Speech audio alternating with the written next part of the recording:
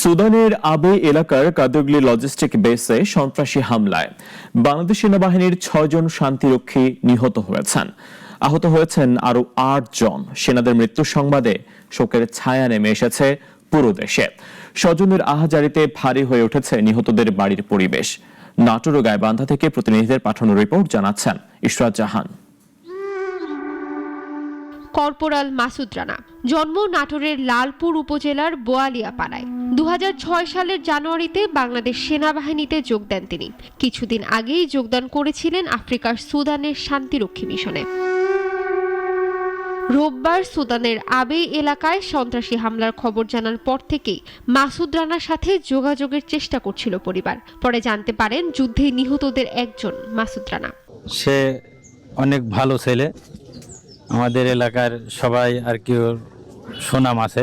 বাংলাদেশ শান্তিরক্ষা মিশনে সুদানে যে সে মর্মান্তিকভাবে মৃত্যুবরণ করে, আমরা খুবই মর্মাহত। করজোর মিনতি সরকারের কাছে যে সরকারিভাবে আমাদের এই ভাস্তার পরিবারের উপর একটা সুদৃষ্টি দিবেন। মৃত্যুর সংবাদ পাওয়ার পর থেকেই বাড়িতে চলছে স্বজনদের আহাজারি। ছেলে হারানোর শোকে কাতর বৃদ্ধ মা, শিশু কন্যাকে নিয়ে পাগল প্রায় স্ত্রী। মাসুদ রে, ও মাসুদ, একটা ডাক দাও বাপ। মিশনে নিহতদের তালিকায় আরো একজন লন্ড্রি কর্মচারী সবুজ মিয়া, বাড়ি গাইবান্ধার পলাশ বাড়িতে।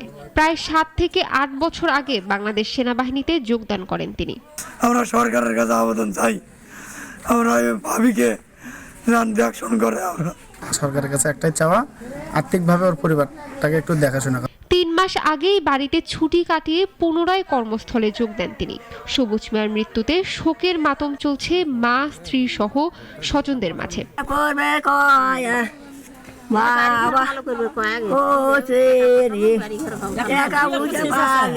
লাস্ট কথা বলছে, প্রথমে ফোন করে বলছে যে তুমি কি করো, বলতেছি আমি বসে আছি।